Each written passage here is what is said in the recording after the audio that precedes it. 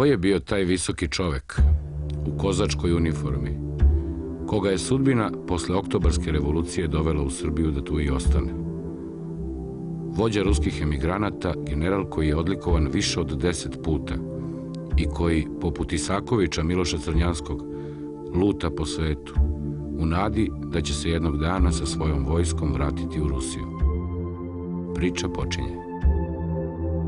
Petar Nikolajević Vrangel potiče iz porodice pribaltičkih barona, viteza Tevtonskog monaškog reda. Njegovi preci pominju se još u 13. veku. Od tada služili su u Švedskoj, Pruskoj, Rusiji, Holandiji i Španiji. Ta porodica je dala 7 feldmaršala, preko 100 generala, ne u Rusiji, nego uopšte.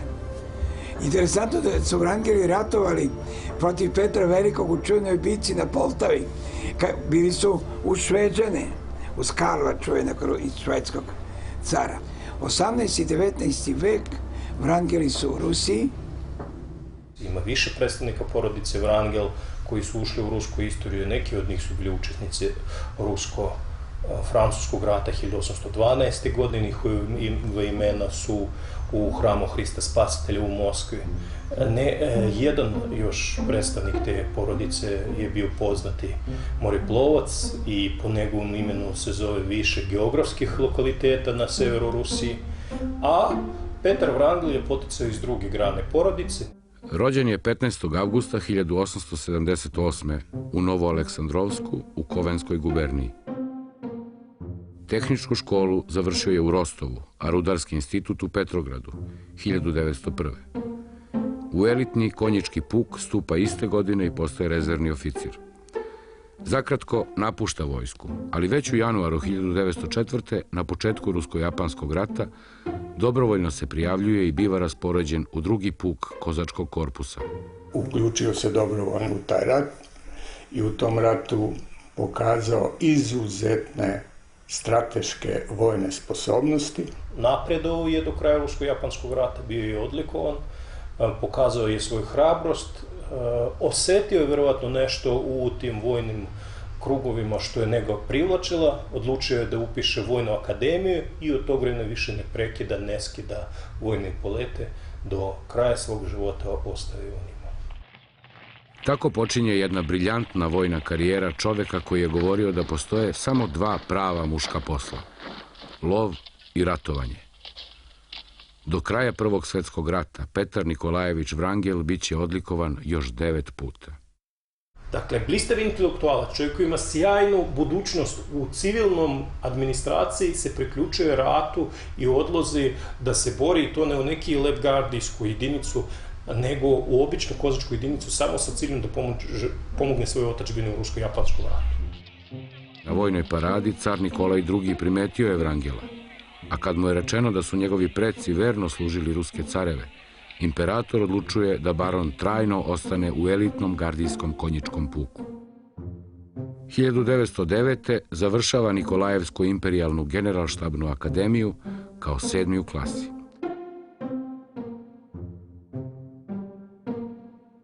On je junak 1914. godine dobio najviše odlikovanje jer je svoju jedinicu, malobrojnu, poveo u hrabri juriš.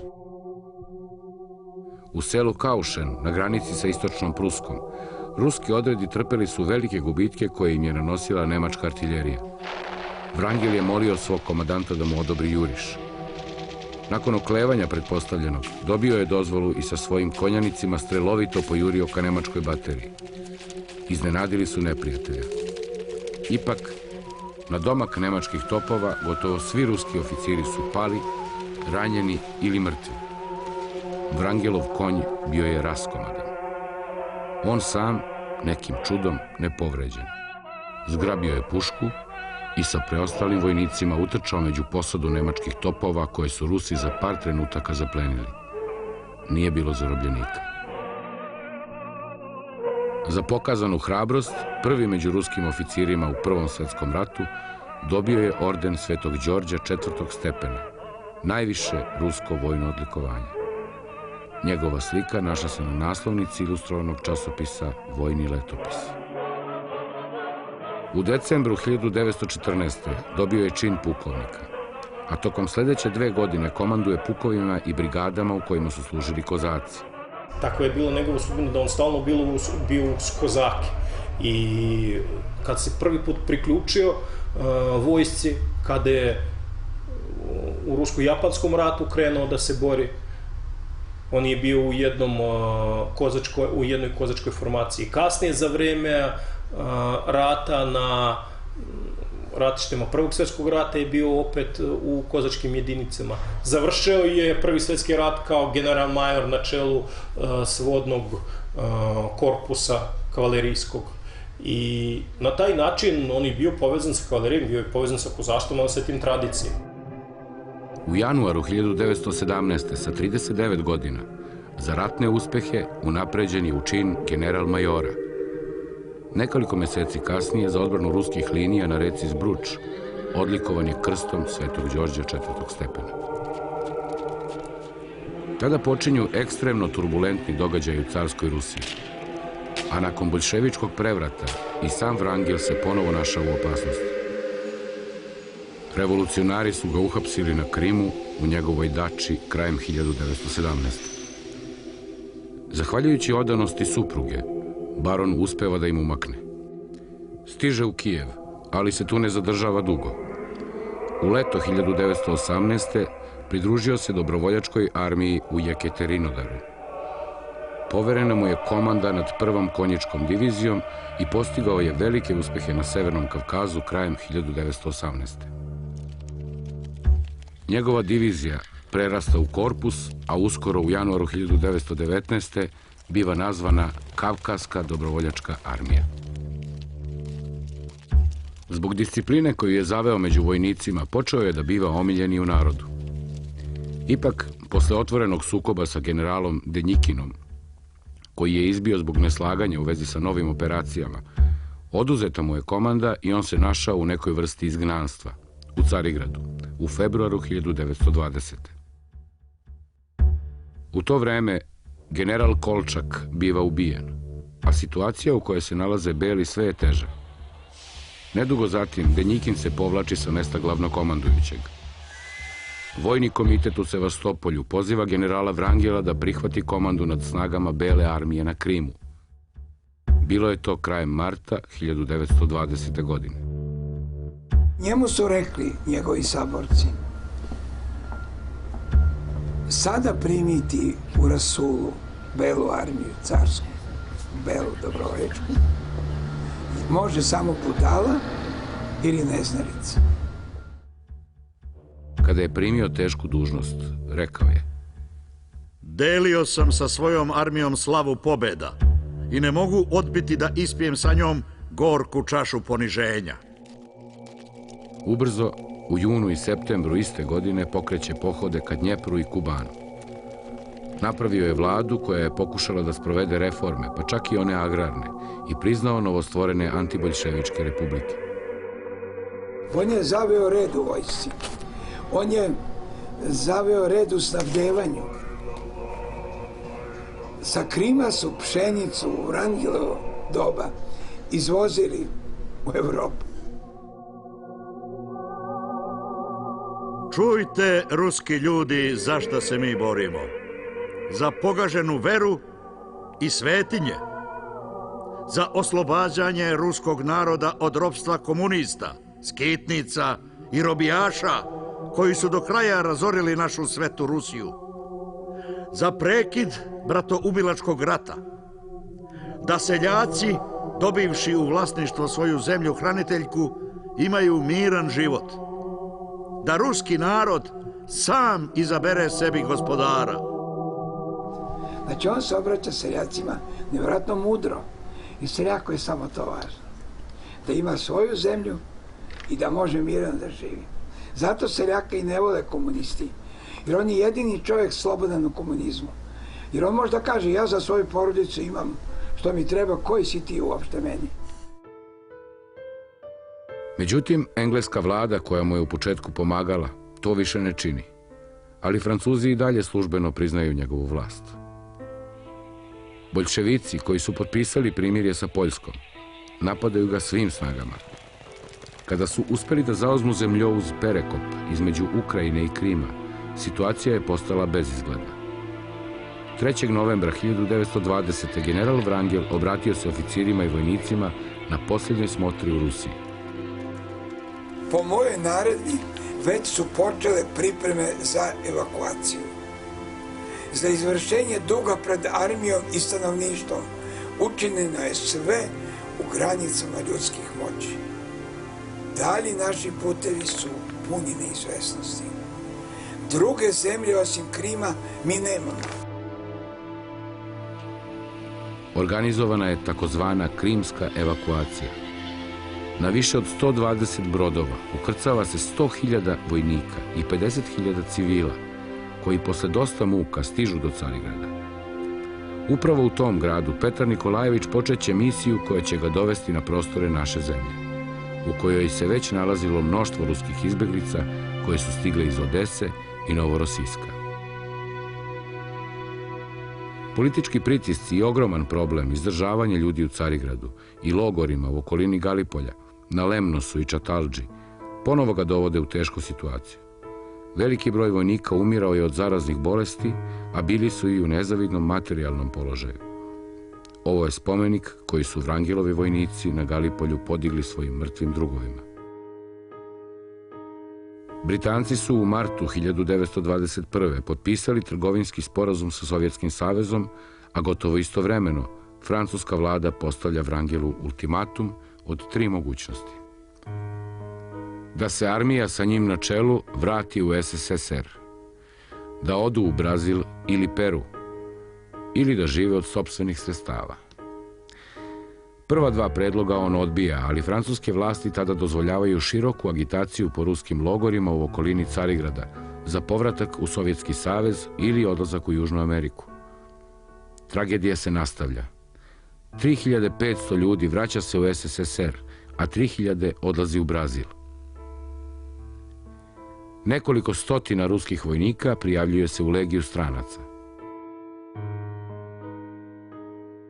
I u ovim okolnostima pokazalo se da Rusija, koja je pre toga učestvovala u bojnim operacijama, imala je puno saveznika čitavom sveta, takvih saveznika nema. U evakuaciji u Carigradu se dešava prvi atentat na Vrangela.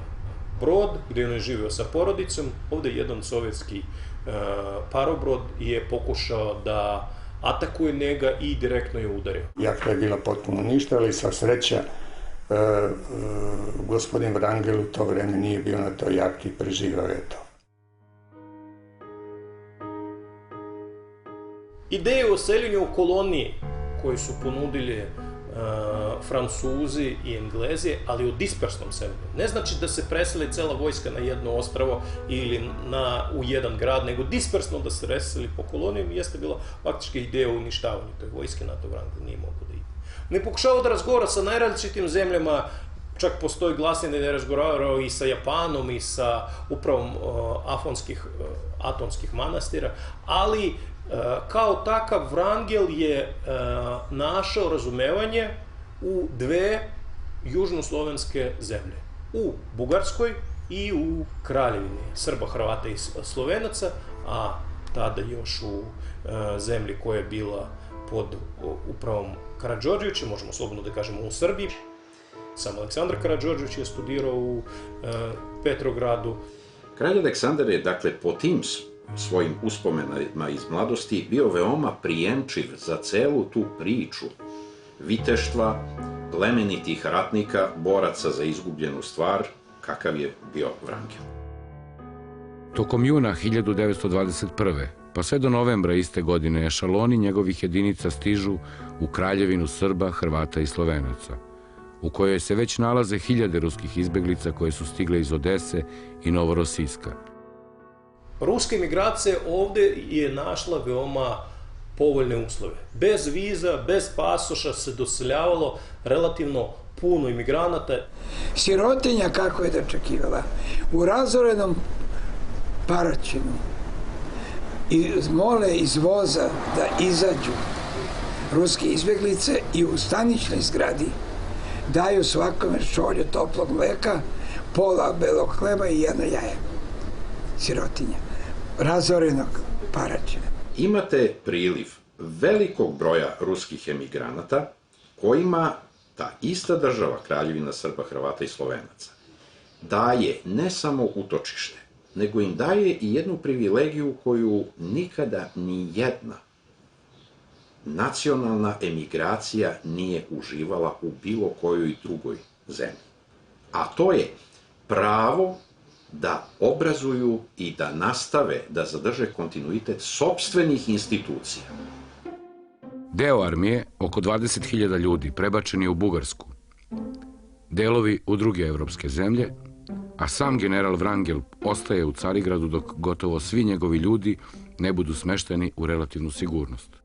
U takvim okolnostima Rusi su s jedne strane našli su pozitivnu sredinu ovde u Srbiji, a s druge strane su mogli da donesu nešto korisno. U svakom slučaju oni su imali bolji status nego u bilo koji drugoj državi toga vremena. Vrangel je u Beograd došao 1. marta 1922. godine vozom iz Soluna u 5 popodne s nekoliko sati zakašnjenja.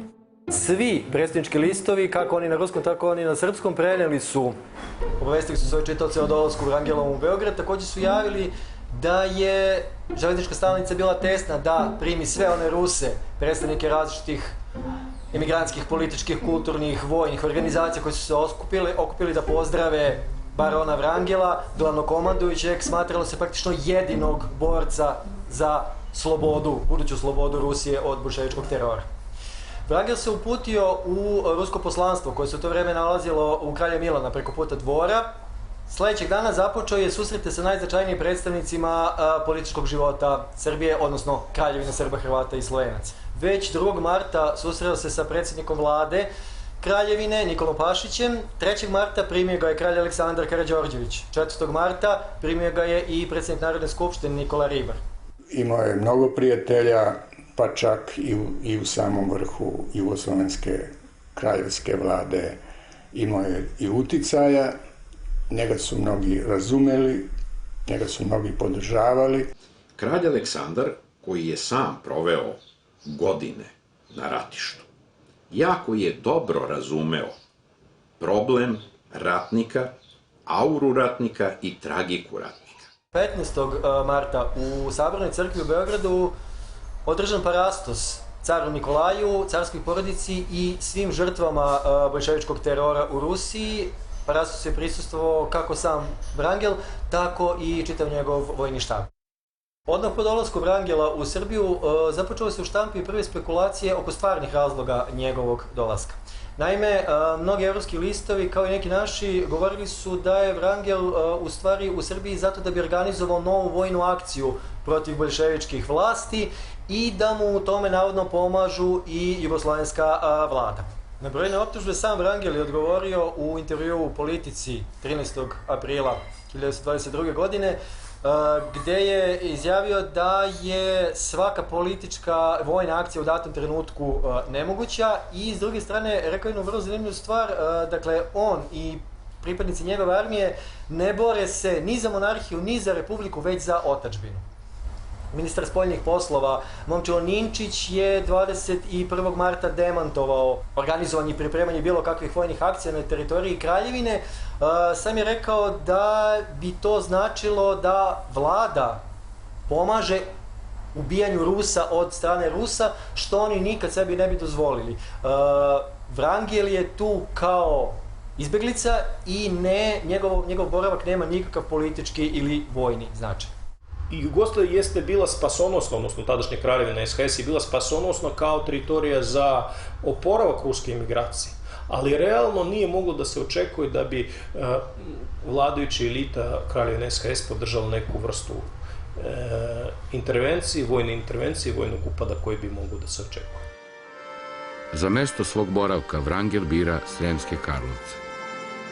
Sremski Karlovci su pre svega bila jedna vertikala koja je bila poznata u Rusiji kao sedište i centar srpske kulture i duhovnosti, još dakle od početka 18. veka pa sve do 1918. godine. Dakle, te veze sa Rusima nikada nisu prekidane.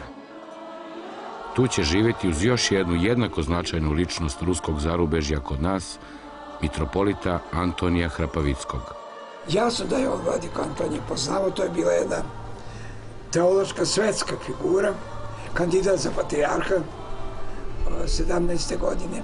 Njihov odnos je bio jako prisan, to je meni pričao čovjek koga sam poznavao, to je legendarni monaški sluga, kelejnik Vladike Antonija, legendarni Feđa, Arhimandrit Teodosije, jer oni su stanovali nema ni 50 metara. I priča o tome kako je Vrangel često dolazi kod njih na ručak i posle se njegova žena ljutila, nije hteo da ručak od kuće, a kad bi čula ako od Antonije, onda se oprošteno. Nego to je bila jedna verovatno veoma prisna duhovna veza dvojice izglednika koji su do kraja bili odani, verni, zakljudi koji su položili ovoj crkvenoj, a ovoj carskoj državi. Vrangelov dolazak u grad, koji je jedan od najbitnijih srpskih kulturnih i duhovnih centara, bio je u tom vremenu, sredinom marta 1922. nešto zaista posebno. U svakom slučaju tu je kulturni mentalitetski tip Rusi i Srba je bio najbliže. I zato u ovom tihom mestu se skrasio Petar Nikolajević Vrangel. Odjednom celo to tiho i daleko od velikih svetskih dešavanja mesta, koje je zadnji put za vreme Karlovačkog mira izašlo onako na svetsku pozornicu, se pretvorilo u mesto gde su brujeli stotine Rusa, gde su hiljade vojnika su izlazili na neki egzercer, što je onako divilo i čudilo lokalne seljake. Doduše, to su bili ne prave vojničke vežbe, zato što mnogi od njih su po danu radili kao kamenotesce ili su kao nosači ili kao fizički radnici, čak ljudi sa fakultetima su to morali da rade na samom početku. Ali u slobodno vreme su mogli da stave uniformu i da rade.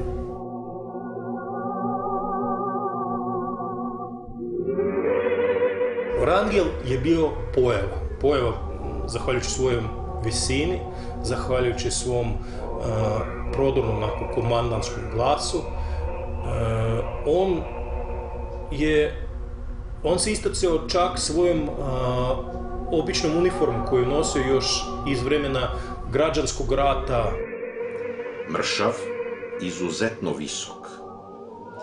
Više ikonički lik nego pravi čovek, običan čovek. Kada je preuzeo komandu na Južnom frontu, on je i kozačku uniformu učinio delom toga svog lika. I on u kozačkoj uniformi postao je kao slika, kao ikona, mnogo više nego što je sam Vrangel kao čovek ikada mogao pre toga da bude. On je jako dobro taj svoj imidž razumeo, jako ga je dobro shvatao i perfektno ga je nosio. U nekoliko narednih godina njegov život, kao i životi ostalih ruskih izbeglica kod nas, zauvek će se preplesti sa istorijom Sremskih Karlovaca, ali i Srbije.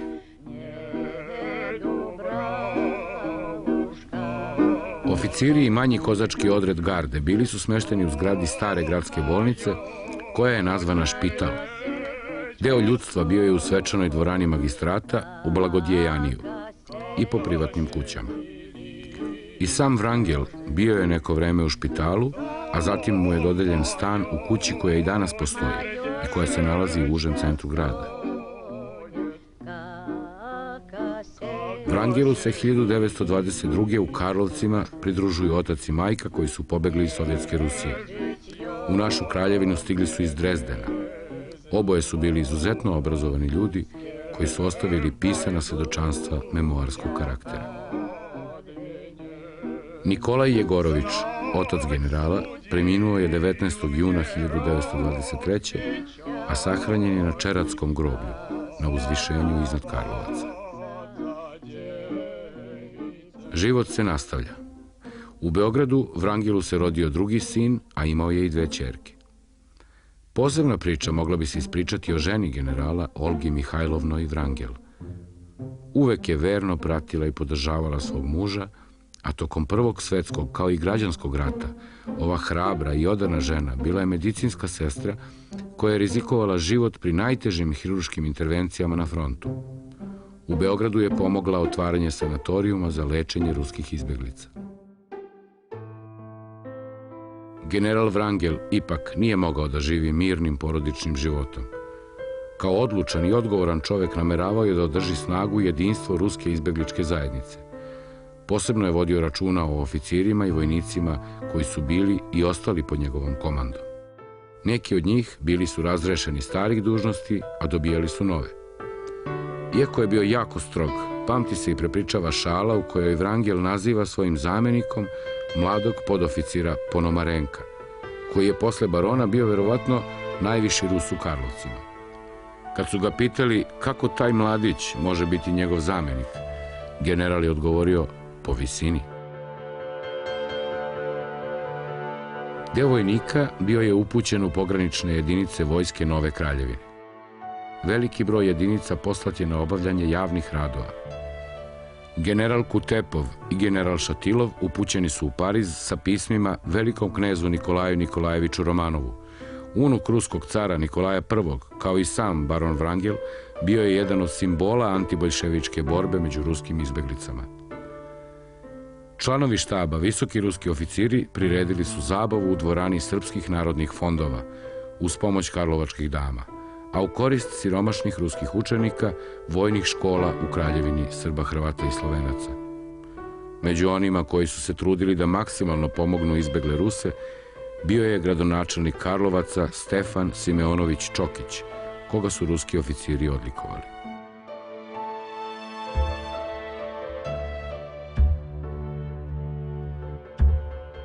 8. septembra 1923. glavnokomandujući izdaje naredbu 82 o nespojivosti istovremenog prebivanja u sastavu ruske armije u tuđini i članstvu u bilo kojoj političkoj partiji i organizaciji.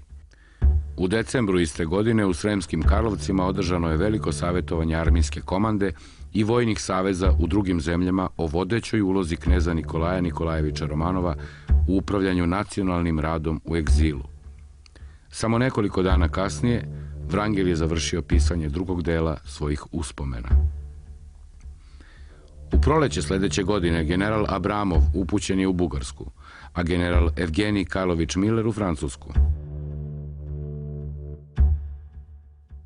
Znajući da njegovim sunarodnicima prisustvo glavnokomandujućeg armije u egzilu puno znači i uliva sigurnost, jer su mnogi od njih živeli u veoma skromnim uslovima, baron Petar Nikolajević putovao je po ruskim kolonijama u Evropi, a posebno po onima koje su se nalazile u našoj kraljevini.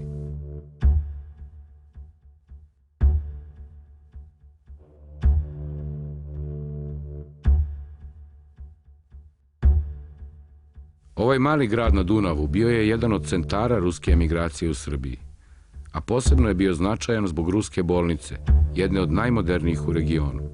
Čak u jednom periodu Wrangelova vojna komanda je i finansirala delom rusku bolnicu. U tom periodu to je postala jedna najbolja medicinska ustanova u Kraljevini Jugoslaviji. Wrangel je više puta boravio u Pančevu na putu za Belu crkvu. Prvi put u martu 1922. godine. Koliko je Wrangel bio popularan u Pančevu među ruskom emigracijom i uopšte među građanima Pančeva, svedoči to da je štampa tada donela informaciju da su ga građani na rukama uneli u kuću Branka Stefanovića, bez obzira na rane jutarnje sate, jer je Wrangel u 6 sati ujutru bio u Pančevu. Građani su ga ispratili na pristanište. Tu na pristaništu jedan srpski oficir prišao je Wrangelu i zamolio ga da se svira ruska himna. General je to odobrio. I tada su se moćni zvuci razlili obalama Dunava, izazivajući suze gorčine i nade.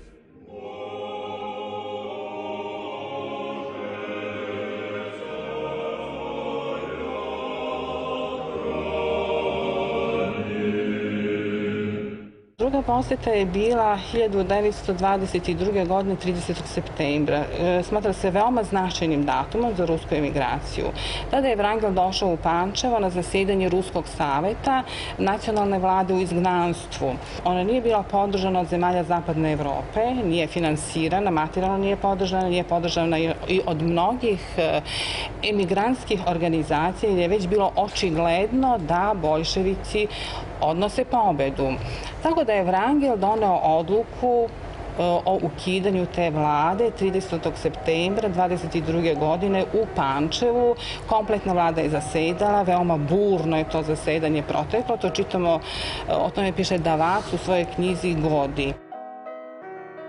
Veoma je zanimljiv i opis generala Wrangela, koji je ostavio Giga Stojnov u memoarima Sećanja starog Pančevca. Sećam ga se i sada. Bio je vrlo visok, sa obrijanom glavom, u kozačkoj uniformi. U pratnji oko 20-ak oficira. Kada je ušao u salu, poslužen je po ruskom narodnom običaju vodkom. Kada su mu prineli čašu, on je iz džepa izvadio jednu tabletu i spustio je u čašu koja se odmah zapenušala. Oni drugi Rusi koji su bili bliže njemu govorili su da on to čini iz predostrožnosti, da ne bude otrovan. Veliku ulogu u očuvanju sopstvene nacionalne tradicije igrale su ruske obrazovne institucije kod nas. Od 1920. nastavni zavodi i školske ustanove stižu u ovu malu vojvođansku varoš u kojoj je boravilo više od 2500 Rusa. Među njima se posebno izdvajaju Devojački Marinski Donski institut i kadetski korpusi, o čijem istorijatu danas brine Vladimir Kasteljanov. General Wrangel, po pričanju mog oca i uopšte Rusa koji su bili u okruženju mom, ja sam bio još onda mali, je bio taj od kog se očekivalo da će on da sačuva ovu rusku emigraciju, rusku vojsku, da kadeti iz tih kadetskih korpusa školuje tako da po završetku bi oni bili ti koji bi se vratili u Rusiju i vratili snagu, ili bolje rečeno, ono što se pre toga događalo u carskoj Rusiji.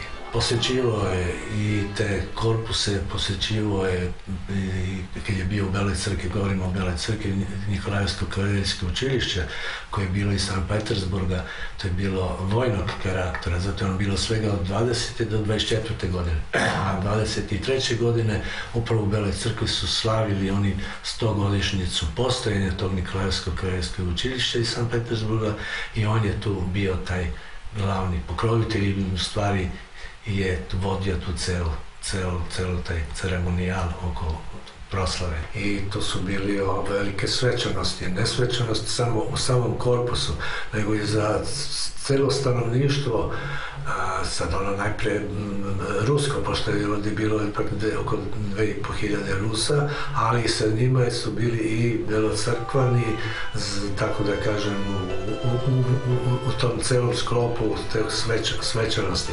Ne samo da su lokalno stanovništvo, nego znači iz Vršca, iz Renjanina, Pančeva, iz Beograda su isto dolazili tih dana u Beloj crkvi da prisustvuju tim svečanostima.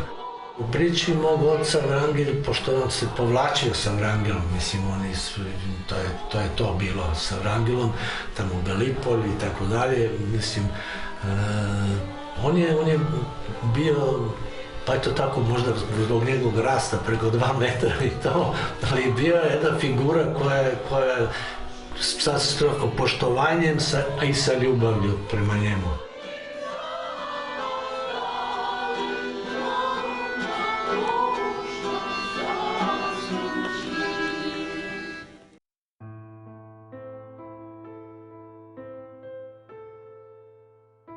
U Bečkereku su se našli emigranti različitih zanimanja. Bilo je lekara, nastavnika, pravnika, sveštenika, inženjera. Ubedljivo najbrojniji bili su oficiri svih činova od najnižih do generalskih. a jedan od najpoznatijih Rusa u tom gradu bio je slikar Afanasij Ivanović Šeleumov. Njegova slika Napad generala Vrangela na nemačku bateriju prikazivala je događaj iz 1914. koji se prepričavao među ruskim emigrantima, ali i nedvosmisleno govorio o hrabrosti njihovog komandanta.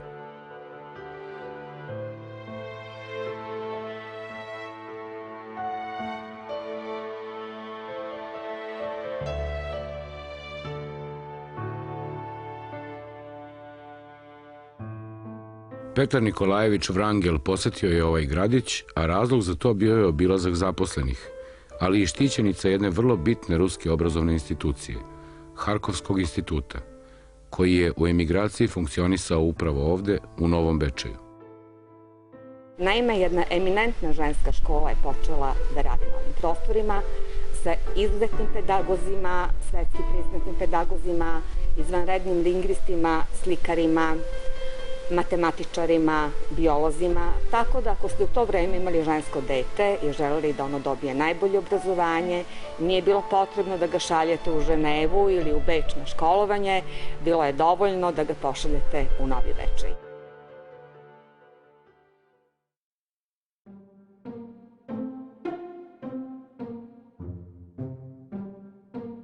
Pošto je u ovom gradu bila jedna od najvećih ruskih kolonija kod nas, general Vrangel je nekoliko puta boravio u srpskoj Atini.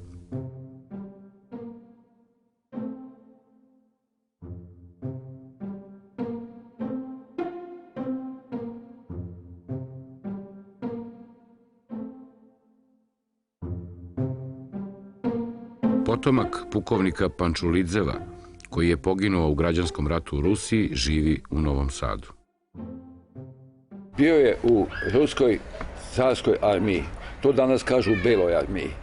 I na Krimu, već na samom kraju, već je bila uz oboru bukvalno borba, kad je on pao u zarobljeništvo Crvenoj armiji i koliko su dokumenti tačni, valjda jesu, on je bio istoga dana streljan.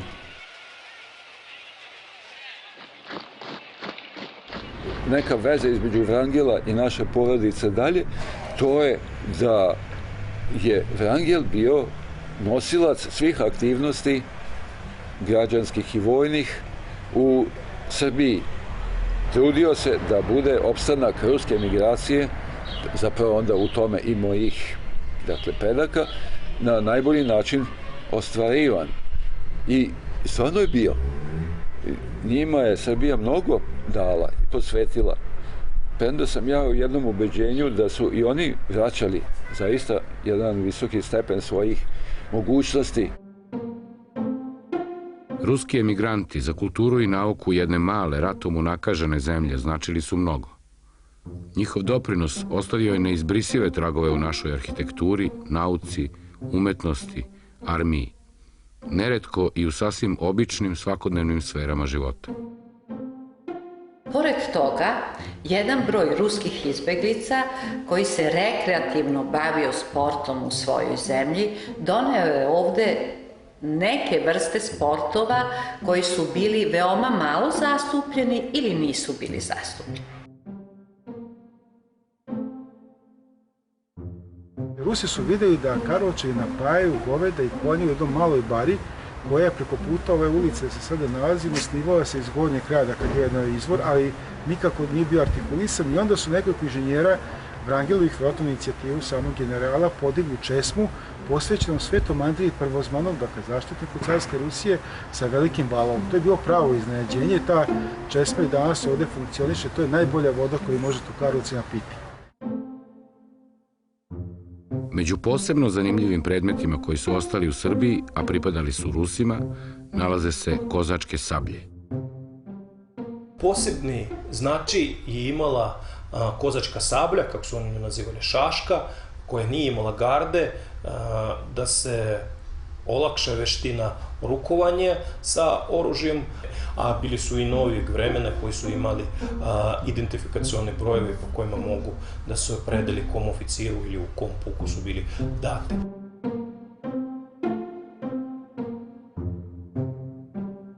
Ovo je replika Galipoljskog krsta, koji je Vrangel davao vojnicima koji su prošli evakuaciju sa njim. A ovo je knjiga iz lične biblioteke Petra Nikolajevića. Overena je pečatom seljačkog polka i seljačkog puka koji je bio stacionaran ovdje u Sremskim Karlovcima. Ona je interesantna zbog toga što se u njoj nalazila 2 cveta iz Rusije i knjiga je kao jedna pesnička relikvija, služi ujedno kao herbariju. Ta nostalgija Rusa i Vrangelove porodice za otadžbinom bila je neutešna i čini mi se da ta senka tuge koju je vukao sa sobom, a vidimo na mnogobrojnim fotografijama koje su nastajale ovde u Jugoslaviji i Evropi gde je boravio u egzilu i izgnanstvu, to nam govori o njegovom stanju duhovnom. Jedna od posljednjih preostalih familija ruske migracije u Karlovcu je porodica Samojlikov, ovdje se bavio ribarenjem. Ja sam Olga Samojlik, ćerka pokojnog Vasilija Isidorovića Samojlik, koji je zajedno sa Vrangelom, odnosno kao vojnik generala Vrangela, došao u Karlovce. Naime, on je od kuće otišao sa svojih negdje 18-19 godina, veoma rano. Ostavio je tamo 2 brata, sestru. A to meni, da vam pravo kažem, tuga jedna. Kad ja to o tome tako mislim, razmišljam, to je meni tužno. To se provlači kroz to što moj tata bio, da li je bio depresivan, vjerovatno da jeste, tada ja to nisam shvatala, ali on bio jako ozbiljan, sa nama je, nije mnogo razgovarao, nama je zapovedao to da se uradi, nas bilo 6 dece, to da se uradi, tu nema pogovora, mi smo njemu govorili vi. Kod kumova smo išli, znate, na imendan, ono iz Rusije imao imendan. Mog tati imendan je Sveti Vasilije, ali to je Nova godina, ono što kaže strašno na njemu. I kad smo recimo kod tih kumova, mi smo tamo pevali i kum je pevao. Moj tata isto pevao i plakao. Moj tata peva i plakao, lepo je pevao, ali dok plače, dok peva, on plače. A meni to bilo, ja sam isto pevala, pevali smo mi, znate, i ruske pesme, to je bilo meni nešto, ja onako gledam zašto on plače, onako, zašto. Međutim, shvatila sam to naravno, mnogo kasnije, znate, zašto on plače. Kad sam ono jednom spomenula, Ekaterinburg, a Puma, ne znam, nešto ona čitala, a on se onako trzno pogledao, ništa nije odgovorio. Nisam ja dalje pitala nešto, ali očigledno da je to njemu nešto značilo. Ja sam tek posle shvatila posle sam saznala da su ovi tamo pogubljeni, ova čitava porodica Romanovih. A on je u stvari ipak bio u kozačke porodice, a to je porodica koja je branila cara.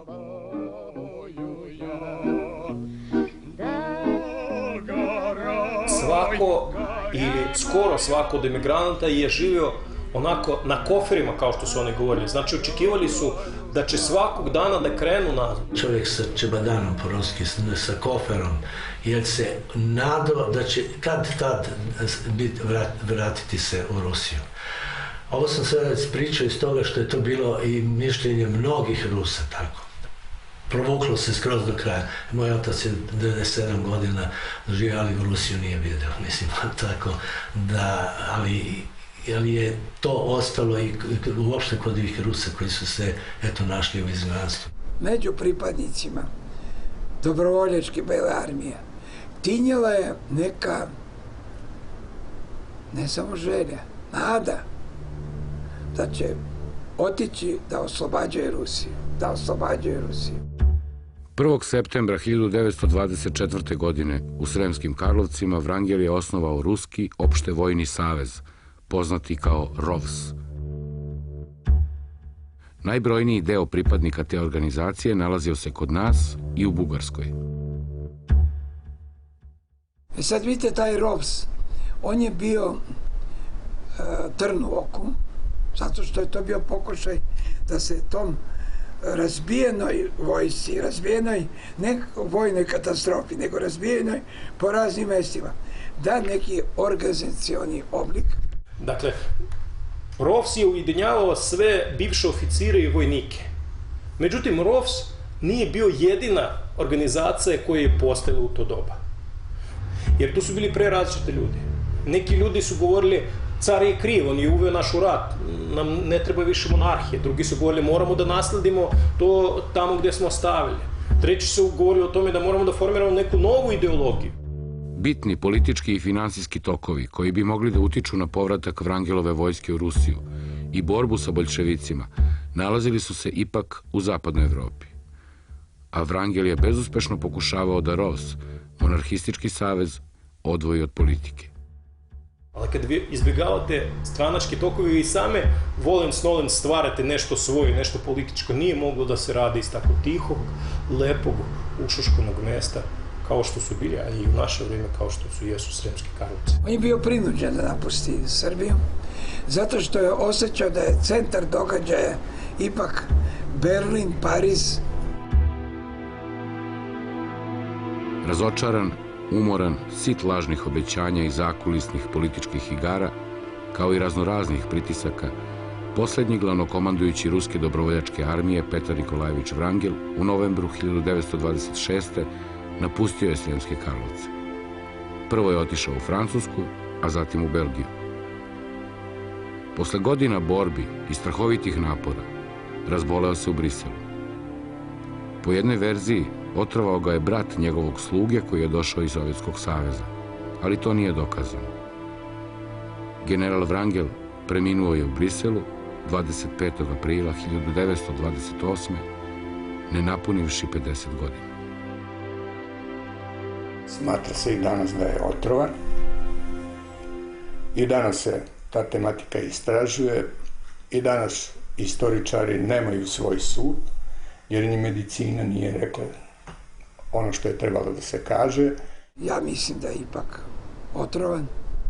Svi simptomi o tome govore. Ali veoma verovatno i po otvaranju savremenih arhiva državne bezbednosti u Rusiji, to će verovatno više da se utvrde, ali u sadašnjim memoarima nekim već bivših pripadnika državne bezbednosti može da se to utvrde. Vjerojatno on jeste bio isto žrtva bolševičke likvidacije. Kad je na njegovo mesto došao jedan veoma energični pukovnik carske armije, a general Bele armije, Kutepov, njega su kidnapovali, njega su hloroformom kao uspavali i gurnuli u kola. A Miller je njegov naslednik, treći rukovodilac ropstva, on je pokusio sve strahote komunističkog, bolševičkog protivnika. I pored toga što je bio sahranjen u Belgiji, u testamentu je napisao da želi da počiva u glavnom gradu svoje druge domovine, Jugoslavije. Njegovo telo ekshumirano je i preneto u tadašnju, a i sadašnju prestonicu naše zemlje.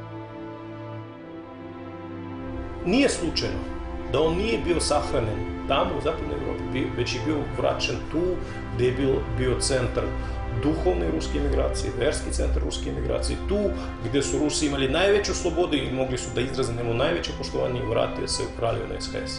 To je bila najveća međuratna sahrana pre sahrane kralja Aleksandra Karađorđevića. Njegov grob je prošao kroz celu zemlju na tom putu železničkom prugom. Na svim stanicama su izlazili lokalne predstavnice ruskih kolonije koji su živjeli tamo, bacali su cveće, plakali su. Ovde u Beogradu se skupili svi koji su mogli da dođu. Ovo je bila neka vrsta poslednje parade te velike ruske emigracije gde su prisustvovali svi predstavnici i starije generacije rođenih u Rusiji koji su uskoro također su naposlili ovaj svet i oni koji su se tek rodili, mnogi od njih koji su se rodili već tu, svi su oni prisustvovali u ovoj sahrani i na taj način čitav Beograd je bio potresen brojem tih Rusa koji su izašli u tadašnjim srpskim novinama. Sa iznenađenjem neki novinari pišu, nismo ni znali da ima toliko Rusa u ovom Beogradu. 6. oktobra 1929. general Vrangel sahranjen je na parčetu ruske zemlje, u crkvi Svete Trojice na Tašmajdanu, gde i danas počiva njegovo telo. U toj crkvi su čuvani barjaci i zastave Bele armije, a među njima je bilo više od pola istorijskih zastava carske armije, još iz doba Napoleona, to je Kutuzova. On je to znao i hteo da bude sahranjen ispod zastava svoje armije.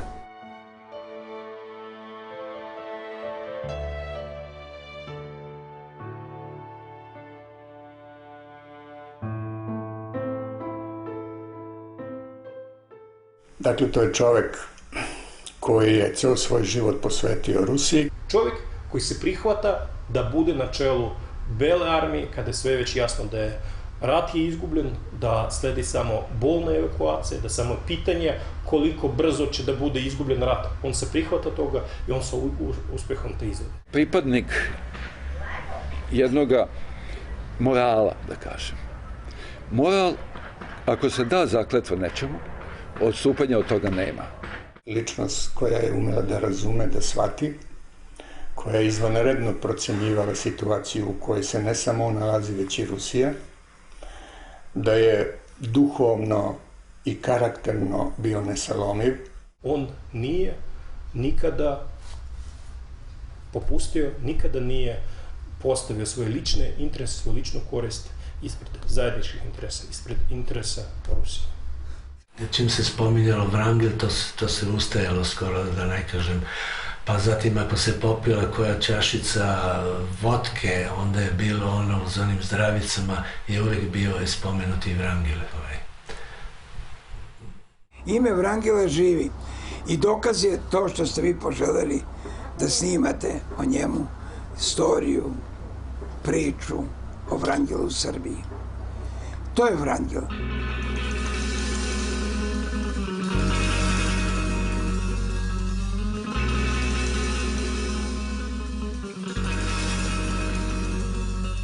Tumaram voljenom zemljom, gluv za svakodnevicu.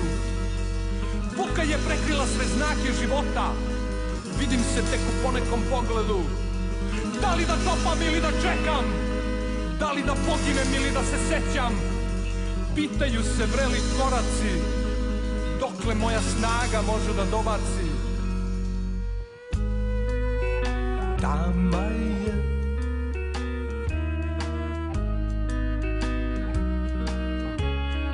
neizdrživa, senja